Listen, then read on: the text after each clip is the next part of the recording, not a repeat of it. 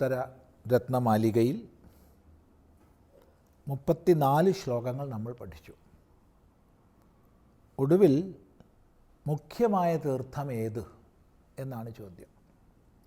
ഉത്തരം പറഞ്ഞു, നമ്മുടെ ചിത്തമലം, അന്ധകരണത്തിലെ മലം, അഴുക്കുകൾ യാതൊന്ന് നീക്കുന്നുവോ അതാണ് തീർത്ഥം എന്ന്.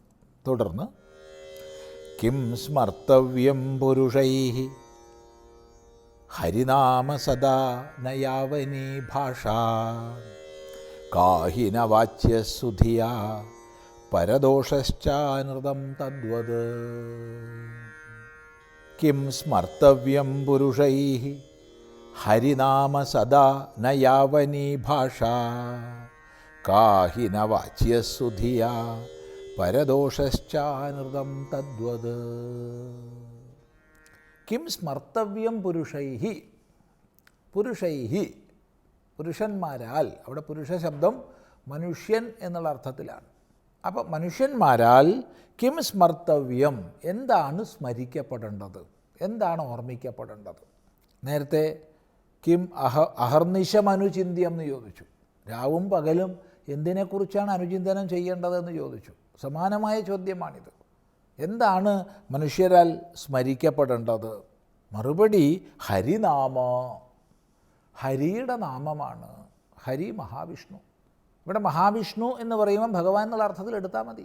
ഭഗവൻ നാമം, അല്ലാതെ വിഷ്ണു, ശിവൻ, ദേവി ഇങ്ങനെയുള്ള വ്യത്യാസങ്ങൾ കൽപ്പിക്കേണ്ടതില്ല. ശൈവന്മാർ ശിവനെന്നും വൈഷ്ണവന്മാർ വിഷ്ണുവെന്നും ശാക്തേയർ ശക്തിയെന്നും ഗാണപത്യർ ഗണപതിയെന്നും സ്കാന്ദർ സുബ്രഹ്മണ്യനെന്നും സൗരർ സൂര്യനെന്നും പറയുന്നത് ഒരേ ഈശ്വരനെയാണ്. ഈശ്വരൻ പലതില്ല, പല പല ദേവതകളുണ്ട്. ആ ദേവതകളിലൂടെ മുഴുവൻ ലക്ഷ്യമാക്കപ്പെടുന്നത് ഏകനും അദ്വിതീയനുമായ ഈശ്വരനാണ്.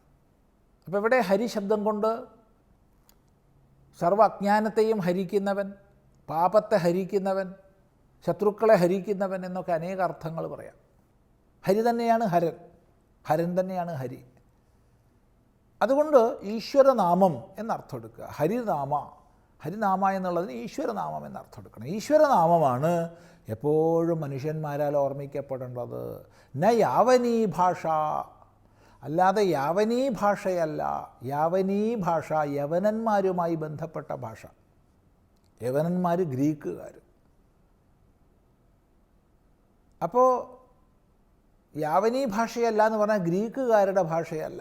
ഇത് വളരെ സാമൂഹികമായൊരു ചിന്തനത്തിന് നമ്മെ പ്രേരിപ്പിക്കുന്ന വാക്യമാണ്. ഭാരതവും യവനന്മാരും തമ്മിലുള്ള വാണിജ്യ ബന്ധം, പരസ്പര യാത്രകൾ ഏത് കാലഘട്ടം മുതൽ ഉണ്ടായിട്ടുണ്ടെന്ന് നമുക്കറിയില്ല. അത്ര പ്രാചീനമായിട്ടുണ്ട്. ശ്രീകൃഷ്ണൻ്റെ കാലഘട്ടത്തിൽ തന്നെ പലവുരു യവനന്മാർ അക്രമികളായി വന്ന ചരിതം നമുക്ക് പഠിക്കാം. പുരാണങ്ങളിൽ അത് പ്രസിദ്ധമാണ്. അപ്പോൾ 5000-ലധികം വർഷങ്ങൾക്ക് മുൻപ്, ശ്രീകൃഷ്ണൻ്റെ കാലഘട്ടം കഴിഞ്ഞിട്ട് 5000-ലധികം വർഷമായല്ലോ.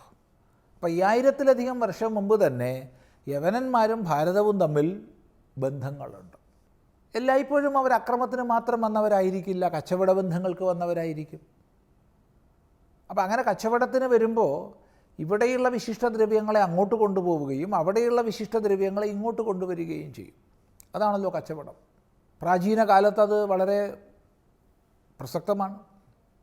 അപ്പോൾ ഒരു പ്രദേശത്ത് ഇല്ലാത്ത വസ്തുക്കൾ കൊണ്ടുവരുന്നവരോട് പ്രത്യേകിച്ച് നമുക്ക് ആദരവുണ്ടാവും. ഗ്രീസിൽ സുലഭമല്ലാത്ത സുഗന്ധദ്രവ്യങ്ങളും മറ്റും ഭാരതത്തിൽ കൊണ്ടുപോകുന്നവരോട് ഗ്രീസിലുള്ളവർക്ക് ബഹുമാനം ഉണ്ടാവും. അതുപോലെ ഭാരതത്തിൽ സുലഭമല്ലാത്ത വസ്തുക്കളെ ഗ്രീസിൽ നിന്ന് കൊണ്ടുവരുന്നവരോട് ഭാരതീയർക്ക് ബഹുമാനമുണ്ടാവും. അത് സ്വാഭാവികമാണ്. അങ്ങനെ വൈദേശികരായ ജനവിഭാഗങ്ങൾ ആദരണീയരായി തീരുമ്പോൾ അവരുടെ ഭാഷയെ ബഹുമാനിക്കുക, അവരുടെ ഭാഷ പഠിക്കാൻ പരിശ്രമിക്കുക, അവരുടെ വേഷങ്ങളും ഭൂഷകളും അതേപോലെ അനുകരിക്കാൻ ശ്രമിക്കുക. ഇതൊക്കെ എല്ലാ കാലവും ഉണ്ടാവും. സമീപ കാലഘട്ടത്തിൽ നമുക്കറിയാം, യൂറോപ്യൻ സമൂഹം ഇവിടെ അധീശത്വം സ്ഥാപിക്കാൻ വേണ്ടി വന്ന സമയത്ത് അത് പോർച്ചുഗീസുകാരാവട്ടെ, പിന്നീടുള്ള ബ്രിട്ടീഷുകാരാവട്ടെ, ഫ്രഞ്ചുകാരാവട്ടെ, ഏതോ രാജ്യത്തു നിന്ന് വന്നവരാവട്ടെ, അവരിവിടെ അധീശത്വം സ്ഥാപിക്കുമ്പോൾ സ്വാഭാവികമായും അവരുടെ വേഷവും അവരുടെ ഭൂഷയും അവരുടെ ഭാഷയും അവരുടെ ജീവിത രീതിയുമൊക്കെ അനുകരിക്കാനുള്ള ഒരു ത്വര നമ്മുടെ സമാജത്തിൽ വിശിഷ്യ വിദ്യാഭ്യാസപരമായും മറ്റും ഉയർന്നവരെന്ന് അഭിമാനിക്കുന്നവർക്കിടയ്ക്ക് ഉണ്ടാവും. അതുണ്ടായിട്ടുണ്ട്. ഇതേത് കാലവും ഉണ്ടാവും. അപ്പോൾ ശങ്കരാചാര്യസ്വാമികൾ ഈ കൃതി എഴുതുന്ന സമയത്ത്, അഥവാ ഈ കൃതി ഏത് ശങ്കരാചാര്യരാണോ എഴുതിയത് ആ കാലഘട്ടത്തിൽ യവനന്മാരുടെ സാമീപ്യവും യവനന്മാരുമായിട്ടുള്ള ബന്ധവും ഭാരതത്തിലുണ്ടാവും. അപ്പോൾ സ്വാഭാവികമായി യവനന്മാരുടെ ഭാഷ അതിനെ കേമമായി കണ്ട് അതിനെ പഠിക്കാനുള്ള, അവരുടെ വേഷഭൂഷ അലങ്കാരങ്ങൾ അനുവർത്തിക്കാനുള്ള അങ്ങനെയുള്ള ത്വര സമാജത്തിലുണ്ടാവും. അതിനെ നിരസിച്ചുകൊണ്ട് പറയുകയാണ് ന യാവനീ ഭാഷ.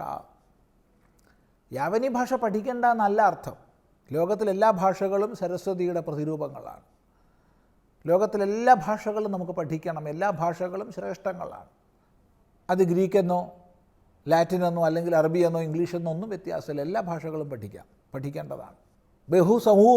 ബഹുസമൂഹവുമായിട്ടുള്ള ആശയവിനിമയത്തിന് ഭാഷാജ്ഞാനവും അനിവാര്യമാണ്. പക്ഷെ അതേ സമയത്ത് അതാണ് കേമം, എന്തെങ്കിലും ചെയ്തിട്ട് അത് പഠിക്കണം, ആ ജീവിത രീതി അനുകരിക്കണം എന്ന് നമ്മൾ കരുതിയാൽ അതൊരു തരം അടിമത്തത്തിലേക്കാണ് നമ്മളെ നയിക്കുക. അതുകൊണ്ടാണ് ഇവിടെ പറയുന്നത് യാവനീ ഭാഷയല്ല ഏറ്റവും പ്രധാനമായി സ്മരിക്കപ്പെടേണ്ടത് ഭഗവാന്റെ നാമമാണ്. അത് നമ്മളെ ഓർമ്മിപ്പിക്കുകയാണ്. അപ്പോൾ എന്താണ് മനുഷ്യന്മാരാൽ സ്മരിക്കപ്പെടേണ്ടത്? ഹരിർനാമ, ഭഗവത് നാമമാണ്. ന യാവനീ ഭാഷ, അല്ലാതെ യവനന്മാരുടെ ഭാഷയല്ല എന്ന് പറഞ്ഞിരിക്കുകയാണ്. തുടർന്നുള്ള ഭാഗം നമുക്ക് അടുത്ത പ്രാവശ്യം ശ്രദ്ധിക്കാം.